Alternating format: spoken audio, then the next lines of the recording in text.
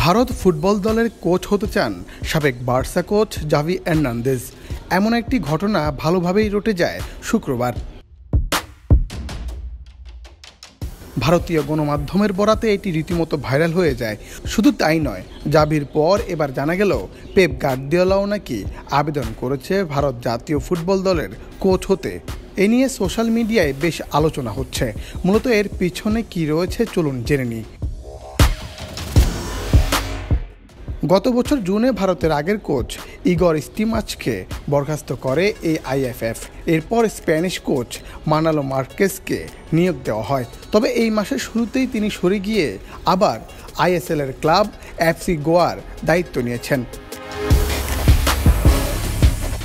ভারত মূলত কোচের আবেদন চেয়েছিল গুগল ফর্মের মাধ্যমে। উন্মুক্ত আবেদন হওয়ার ফলে যে কারো নাম দিয়েই যে কেউ আবেদন করে বসতে পারেন এমন সুযোগ ছিল, এবং সেই সুযোগটাই কেউ নিয়ে সেখানে জাভি ও গার্দিওলার নাম দিয়েছে। জাভির নাম সে তালিকায় উঠে আসার পর থেকেই সন্দেহ ডালপালা মেলতে শুরু করে। এমনকি স্প্যানিশ সংবাদ মাধ্যম স্পোর্ট জানায় জাভির কাছের মানুষজন বিষয়টা হেসেই উড়িয়ে দিয়েছেন। এরপরই জানা যায় ম্যানচেস্টার সিটির কোচ গার্দিওলার নামেও একটি আবেদন এসেছিল। তখনই বিষয়টা পরিষ্কার হয়।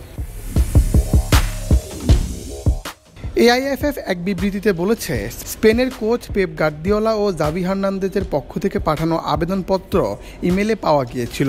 তবে সেই আবেদনপত্রের সত্যতা যাচাই করা যায়নি। তবে নিশ্চিত হওয়া গেছে এই আবেদনগুলো আসল ছিল না।